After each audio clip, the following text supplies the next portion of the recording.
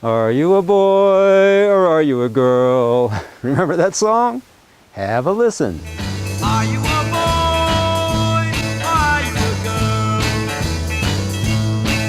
With your long blonde hair, you look like a girl. Hey, you look like a girl. You may be a boy. Hey, you look like a girl. Fast forward, and there's a battle in North Carolina over transgenders using ladies' restrooms, lockers, and showers. And Obama's pushing it. We used to joke, girls, please be seated for the whole performance. But now, fellas, stand closer, it's shorter than you think, kicks in if transvestites get past the doors.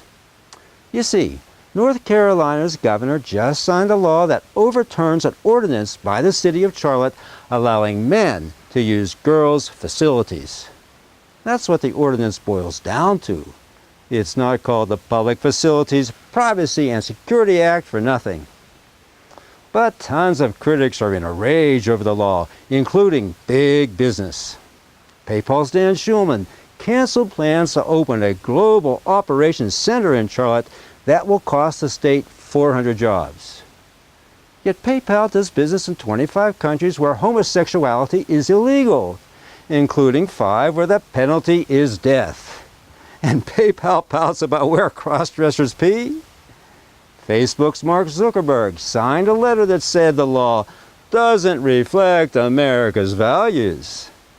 We're in big trouble if men who get a thrill out of wearing bras in surgically mutilated bodies reflect America's values.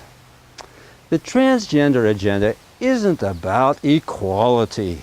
It's about special protection for perversion. Just ask the women and children who are being discriminated against by giving men access to their facilities. And tell that to Ringo Starr, who canceled a concert in Charlotte to protest the law. Who wants to see an 80-year-old has-been anyways? He probably couldn't sell enough tickets, so he blames the state. And besides, he was a lousy drummer. Boom, boom, boom. Enter Obama, also a lousy drummer, but an accomplished liar. Define marriage. I believe that marriage is the union between a man and a woman. Now, for me as a Christian, it's also a sacred union.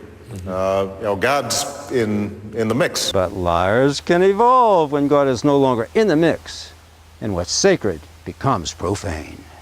At a certain point, I've just concluded that, for me personally, it is important for me to go ahead and affirm that I think same-sex couples should be able to get married. Obama's pants keep falling down. He didn't do a 180, but spun a 360. For back in '96, when he was running for state senate, Obama responded to a questionnaire from the Chicago homosexual paper Outlines with, quote, "I favor legalizing same-sex marriages and would fight efforts to prohibit such marriages," unquote. America, you've been had. And it gets worse.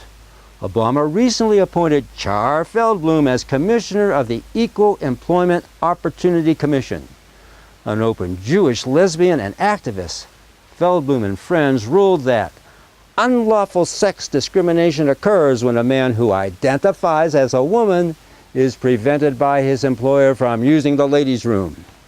Already, Christian colleges like George Fox and California Baptist are under attack by the EEOC in conjunction with the DOE as violators.